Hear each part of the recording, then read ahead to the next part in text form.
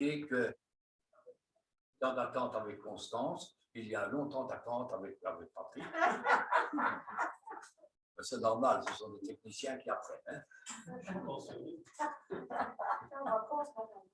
Voilà, c'est le relais.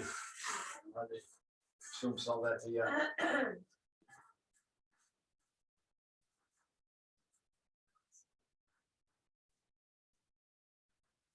Cantique des degrés.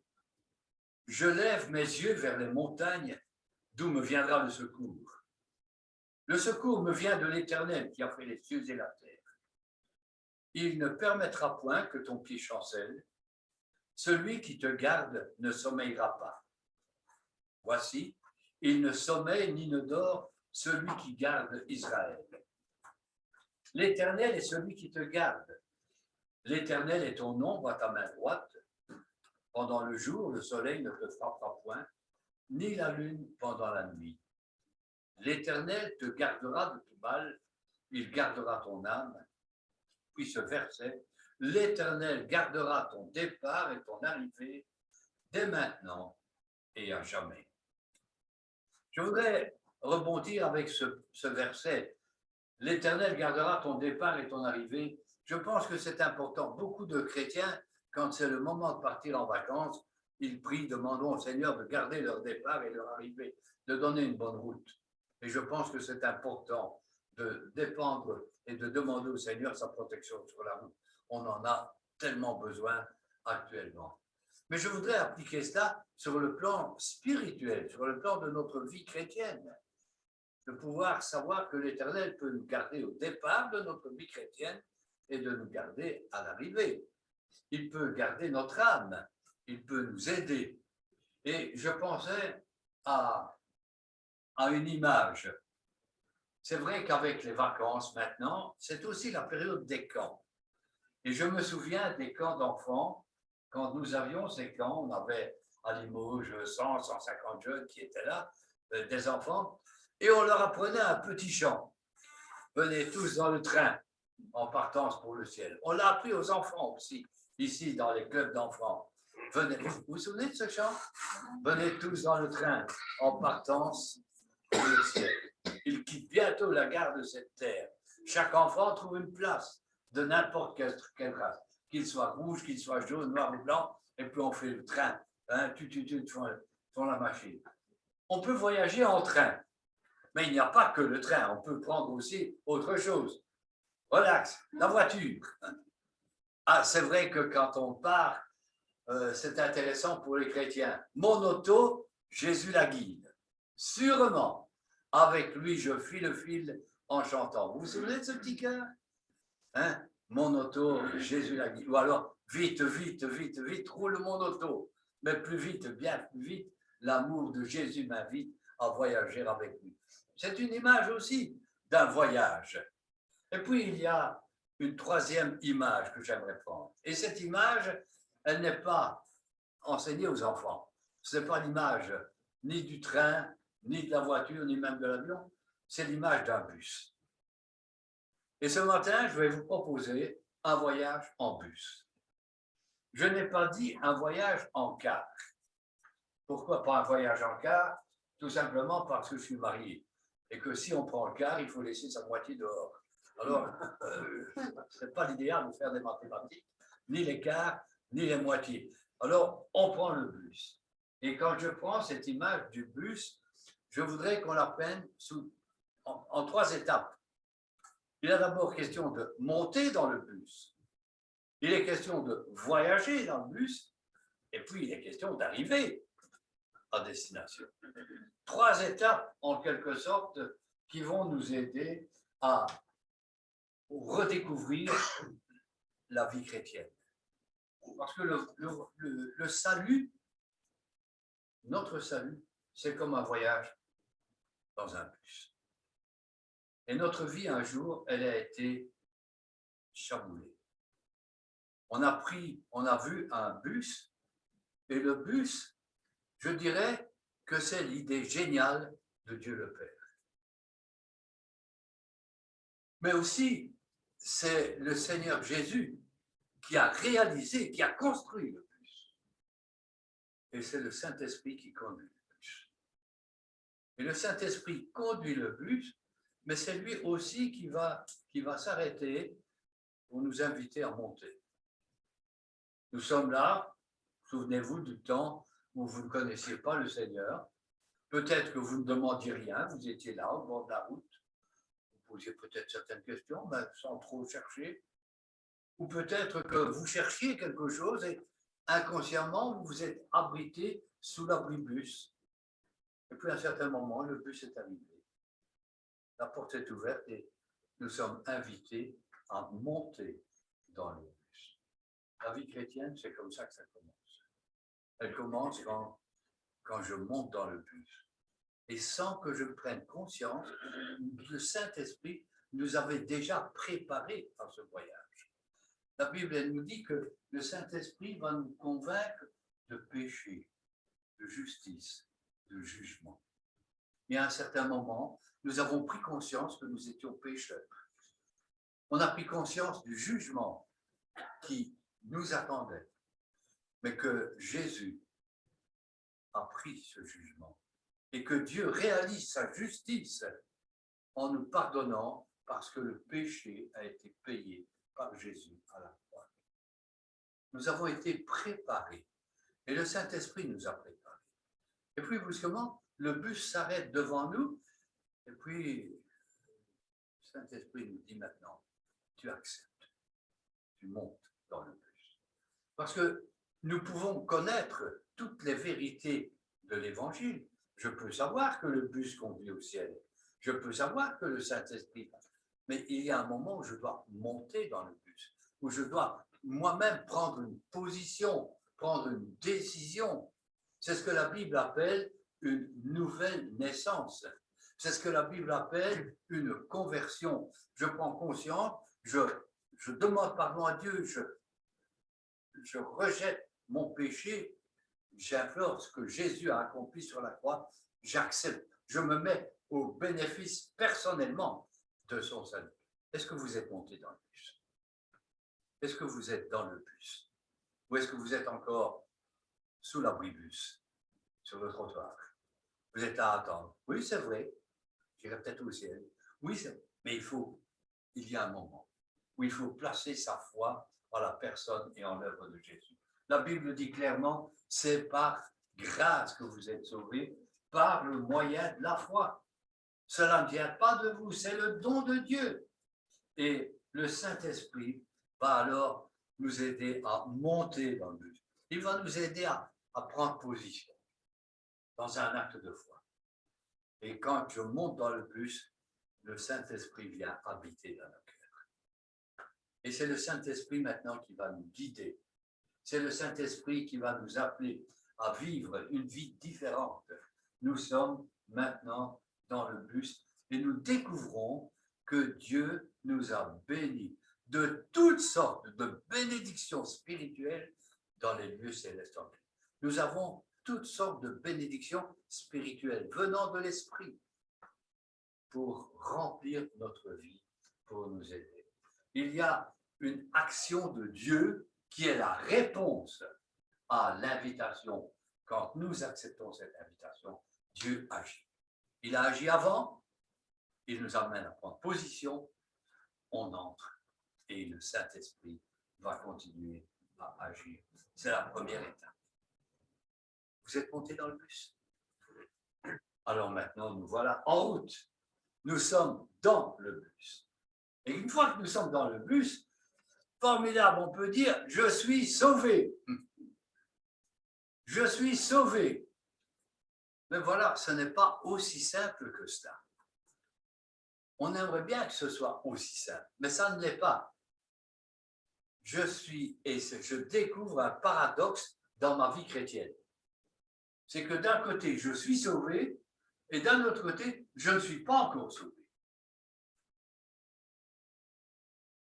Qu'est-ce qu'il prêche comme théologie, hein? Réfléchissez. Nous sommes en route. On n'y est pas encore. Nous sommes en route.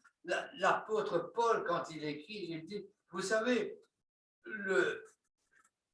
nous avons à avancer Et nous avons avancé, le salut est plus près de nous maintenant que lorsque nous avons cru.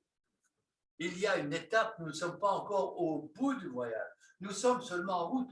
Dans un sens, je suis sauvé, mais dans un autre sens, je suis en route pour découvrir le grand salut de Dieu.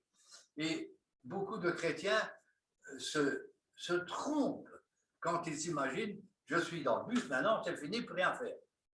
Nous ne sommes pas invités à rester dans le bus, sur la banquette arrière, en étant là, et nous laisser conduire. On a une démarche. Il y a quelque chose. Être sauvé, c'est une expérience qui appartient au passé, mais c'est une expérience que je dois redécouvrir tous les jours jusqu'à son aboutissement. Vous savez, dit l'apôtre Paul, en quel temps nous sommes. C'est l'heure de vous réveiller enfin de votre sommeil. Et c'est maintenant le salut, car maintenant le salut est plus près de nous que lorsque nous avons cru. Romains 13. Et souvent, la Bible nous parle du salut que nous devons acquérir en vue du salut. Si j'étais dans le bus et que je reste là tranquille, la vie chrétienne, ce serait formidable. Mais je découvre que pendant que je suis dans le bus, le Saint-Esprit va me travailler. Et le Saint-Esprit va travailler pour m'amener à changer les choses en vue du but. Je prends une image, vous avez peut-être fait, certains ont fait leur service militaire. Certains ont même fait leur service militaire pendant 25 ans parce qu'ils n'ont rien compris la première fois. Et quand vous arrivez au petit château, vous arrivez, que vous avez votre papier pour devenir militaire, hop, vous êtes, pour l'État, vous êtes soldat. En réalité, vous êtes toujours civil. Vous restez chez vous jusqu'au moment où on vous appelle tous les drapeaux. Et là, un jour, vous arrivez à la caserne. Vous êtes en civil. Vous êtes soldat, mais vous êtes soldat en civil. Vous êtes soldat, mais vous n'avez rien d'un soldat. Et puis, on va vous donner un équipement. On commence à ressembler un petit peu à un soldat. Mais on est loin du compte. Puis, on a donné une arme. On ressemble un peu plus à ce soldat. Et puis, on apprend à marcher au pas. Et chaque jour, on fait il y a des progrès pour devenir soldat, tel que l'État le prévoyait au départ. Mais c'est tout un processus. Et la vie chrétienne, c'est aussi ce processus, où Dieu veut nous transformer, et Dieu veut nous transformer pour que nous soyons prêts pour le moment de l'arrivée. Et c'est là où la vie chrétienne, elle devient un combat. Parce que nous sommes pris maintenant entre notre ancienne nature et la nouvelle nature qui doit être là et qui doit apparaître. Et tout doucement, le Saint-Esprit va nous travailler. Et nous avons une part à faire. Nous devons faire mourir. Ainsi donc, frères, nous ne sommes plus redevables à la chair pour vivre selon la chair. Si vous ne vivez pas selon la chair, vous mourrez. Mais si, par l'Esprit, vous faites mourir les actions de la chair, vous vivrez. Et le Saint-Esprit va nous amener à faire des choix. Et il va éliminer tout doucement ce qui est de la chair. Mais nous avons, nous aussi, notre part à faire. Ce n'est pas le Saint-Esprit qui va tout faire et nous rester les bras croisés. Nous devons travailler à notre salut. Nous devons faire mourir. Nous devons laisser les aspirations de la chair. Nous ne devons plus les alimenter. Il faut qu'elles meurent de faim pour que la nouvelle nature puisse se développer. Que tout doucement, nous arrivions à être semblables à Jésus. Et c'est le but que le Saint-Esprit va poursuivre. Il va nous amener à nous prendre. Il nous prend comme on est, et tout doucement, jour après jour, il va nous transformer. Et il va nous dire, ah là, ça ne va pas dans ta vie. Et là, ça ne va pas. Et il va nous aider. Mais nous avons, nous, notre part à faire. Nous devons montrer qu'il y a des changements. Nous devons montrer qu'il y a une différence. Je suis interpellé par la parabole de Matthieu 22. Si vous relisez cette parabole, vous allez voir que le roi, Jésus raconte l'histoire de ce roi, qui fait un grand festin pour les noces de son fils. Et il invite, et il invite, et il invite. Allez, parce qu'il est généreux, parce qu'il invite. Et les gens viennent, ils viennent, ils viennent. Puis voilà qu'au moment de la fête, il y en a un qui n'a pas l'habit de noces. Et puisqu'il n'a pas l'habit de noces, le maître dit, mettez-le dehors. Et jetez-le. Mais il est rentré. Oui, mais quel a été le changement dans sa vie? Il y a eu aucun changement, il est venu avec les vêtements d'avant. Il est venu avec les habitudes d'avant. Il est venu avec sa mentalité d'avant. Il n'y a rien eu de changé. Il était comme avant. Regardons un petit peu notre vie et posons-nous la question. Est-ce que je suis encore comme avant? Je raisonne encore comme avant? Est-ce que je réagis encore comme avant? Ou est-ce que tout doucement, je vois que le Seigneur me travaille? Et cette nouvelle nature doit prendre le dessus par rapport à l'ancienne nature. J'ai été personnellement très impressionné par la vie de Jacob. Quand vous lisez l'histoire de Jacob, vous voyez Jacob, vous connaissez le nom, Jacob, trompeur, supplanteur. Et puis Jacob, c'est le trompeur maison. Hein. C'est un faucheton. Vous n'auriez pas laissé votre portefeuille là. Hein. Si Jacob avait été là, vous auriez pris votre portefeuille, vous l'auriez mis en poche en disant le 40. Un trompeur. Mais c'est Jacob, la Bible ne parle. Jacob. Mais à un certain moment, il capitule devant Dieu. Et Dieu lui donne un nouveau nom. Il ne s'appelle plus Jacob, il s'appelle Israël. Et là, les choses changent. Jacob, Israël. Jacob, Israël. Jacob, Israël. Jacob, Israël. Israël, Jacob. Israël, Jacob. Il y a une progression pour que Jacob devienne chaque jour plus en plus Israël et de moins en moins Jacob. Et je crois que c'est un petit peu notre cheminement. Nous devons avancer dans la vie chrétienne et notre ancienne nature doit tout doucement disparaître. Il faut la faire mourir. Et l'apôtre Paul, pratiquement dans toutes ses épîtres, insiste sur la nécessité de cette transformation. Galates 5, les œuvres de la chair sont, mais les œuvres de l'esprit. Ah, nous sommes dans le bus, conduits par l'esprit, les œuvres de l'esprit sont. Et il va nous donner ces caractéristiques de la vie selon l'esprit. Il y a donc ce changement qui doit s'opérer tout doucement. Nous collaborons à ce changement. Nous collaborons avec le Seigneur. Et le Saint-Esprit nous a pris en charge. Le jour de notre mort, nous serons encore bien loin d'être parfaits. Ceci pour ne pas nous décourager. Dieu va parachever son œuvre à l'arrivée. Mais en attendant, il doit y avoir du changement. Il faut penser autrement, réagir autrement, vivre autrement, témoigner autrement. Il faut qu'il y ait un changement qui soit visible dans notre vie et visible pour le peuple. Et ce n'est pas toujours évident. Et puis dans le bus, je me rends compte qu'il y a une autre réalité. C'est que je ne suis pas tout seul. Ce n'est pas un taxi, c'est un bus. Et il y a les autres. Vous avez déjà remarqué, quand vous êtes dans un bus, toutes les différentes classes sociales qu'il y a, les différences d'âge. Ah, il y a ce vieux-là qui rentre avec sa canne péniblement, et puis il y a deux gosses qui arrivent en courant. Puis il y a des jeunes, ils sont là. Et puis il y a des gens d'âge mûr. En venant avec son béret, là, c'est un ouvrier. Et regardez celui-là avec ses cravates, hein, pour le point intellectuel. Vous avez remarqué les différentes couleurs? Ah tiens, eh oui. On n'est pas seul dans le bus. Et on fait la découverte d'une réalité, c'est que nous sommes une collectivité. Nous sommes le peuple de Dieu. Et Dieu nous prend comme nous sommes et il nous met avec les autres.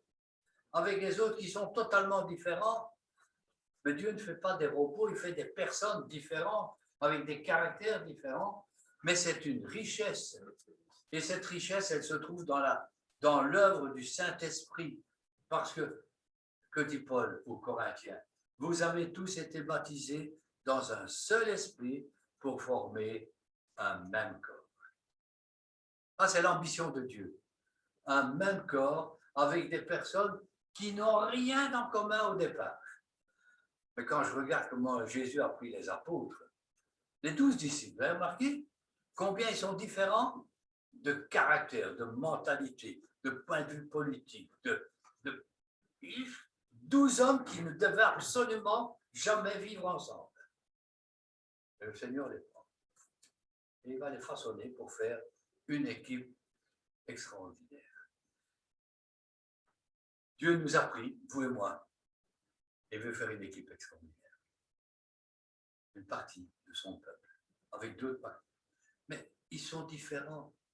Ils ne pensent pas toujours comme nous, ils ne réagissent pas toujours comme nous, mais ils sont dans le même bus, ils vont dans la même direction. Ils sont dans le même bus, mais si on saisissait nos différences comme une bénédiction, si on saisissait nos différences comme une richesse dans la diversité, l'arc-en-ciel, imagine un arc-en-ciel avec seulement une couleur. Ce ne serait pas si mal, mais c'est quand même plus joli quand il y a toutes les couleurs. Hein. L'œuvre de Dieu, c'est ça, ce sont toutes les couleurs qui sont là. Ce sont toutes les facettes de son œuvre. Nous sommes ensemble dans la même direction parce que Dieu veut qu'on travaille ensemble. Nous avons besoin les uns des autres. Vous avez des dons que d'autres n'ont pas et les autres ont des dons que vous n'avez pas. Il doit y avoir une interaction. Il doit y avoir cet esprit de corps qui fait que nous réalisons l'ambition de Dieu, tout réunir en Christ. On pourrait beaucoup parler du voyage dans le bus. Il y a beaucoup de choses, je pense, qui pourraient être là, mais juste un petit regard maintenant sur l'arrivée. Nous sommes montés dans le bus, nous sommes en route, mais nous sommes en route pourquoi? Pour où? Pour le grand salut de Dieu. Pour le salut qu'il nous offre. Le but, c'est l'arrivée. Et cette arrivée, vous voulez voir un petit peu l'arrêt final? Relisez Apocalypse 21. C'est ce qui nous attend. C'est pour cela qu'on avance. C'est en fonction de cette vision que nous avons d'être avec le Seigneur dans son ciel, avec lui, et d'être là pour toujours. Un jour, nous allons devoir quitter cette terre. Et on va se dire, mais le Saint-Esprit aura fini son œuvre. On a commencé avec lui, il nous travaille, on arrive à destination, terminus, le Saint-Esprit descend. C'est comme ça qu'on voit les choses? Non. L'apôtre Paul, quand il écrit aux Corinthiens concernant la résurrection, il dit « Le corps est semé corruptible, il ressuscite incorruptible. Il est semé corps naturel, il ressuscite corps spirituel. » Non pas immatériel, mais spirituel. Cela signifie que à ce moment-là, tout notre être sera uniquement régi à 100% par le Saint-Esprit. Il n'y aura plus rien des désirs de la chair. Il n'y aura plus rien des attaches qui aujourd'hui nous détournent du plan de Dieu. Tout sera parfait parce que le Saint-Esprit va agir totalement, tout en tous, pour que Dieu soit tout en tous et pour que Jésus reste tout en tous comme le modèle parfait, le modèle idéal. C'est le but de Dieu. Tout amener à Christ. Tout retourner vers Christ. Et si nous avons cette œuvre, cette vision, alors on lutte contre les découragements. Dans des moments, on a envie de tout laisser tomber. Hein. Oh! Regardez l'arrivée du bus. Ne descendez pas du bus avant d'être arrivé. Ne lâchez rien avant que vous ne soyez arrivés là où le Saint-Esprit veut nous amener, vous et moi, et avec tout son peuple, être tous réunis et tous unis en Christ. Alors ce matin, je serais tenté de vous dire, on est en route et on persévère. On est en route Et on continue. Le meilleur, il est à venir. Je le dis bien des fois, et je le dirai encore. Mon frère, ma soeur, le but, c'est d'être avec le Seigneur. Alors que nous soyons encouragés et stimulés, et je vous dirai, bon voyage en plus. Un dernier chant.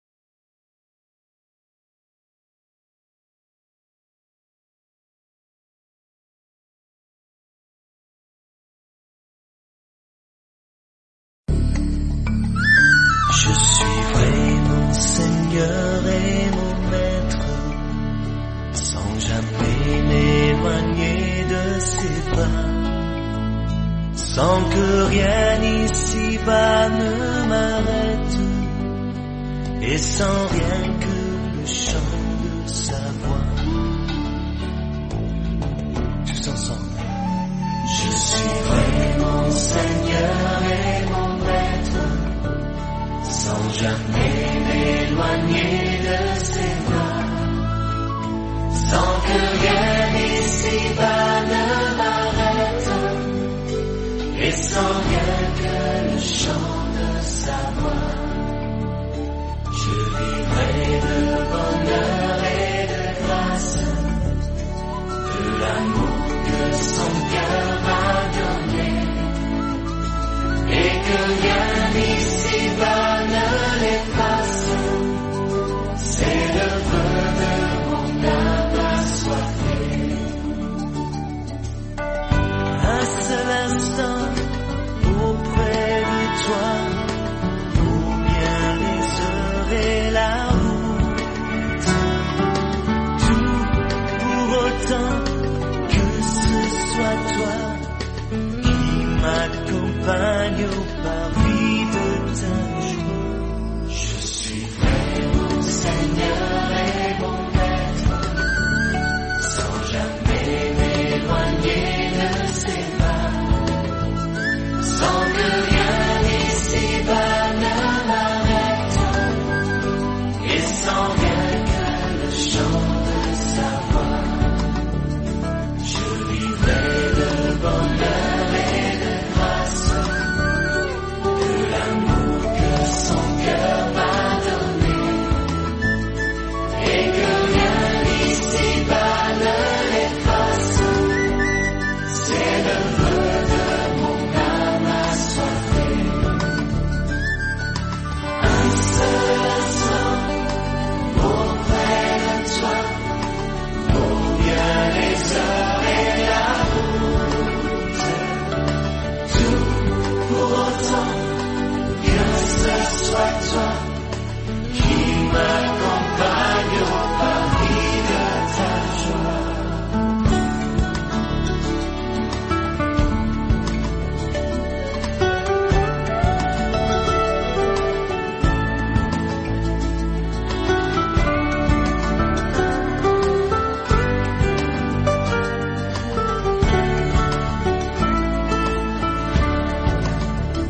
Je suivrai mon Seigneur et mon Maître, sans jamais m'éloigner de ses pas, sans que rien ici-bas ne m'arrête, et sans rien que le chant de sa voix, et sans rien que le chant de sa voix, et sans rien que le chant de sa voix.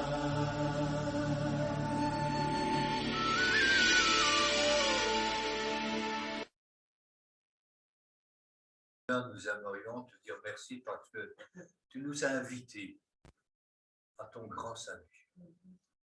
Nous voulons te remercier parce que tu nous prends en charge.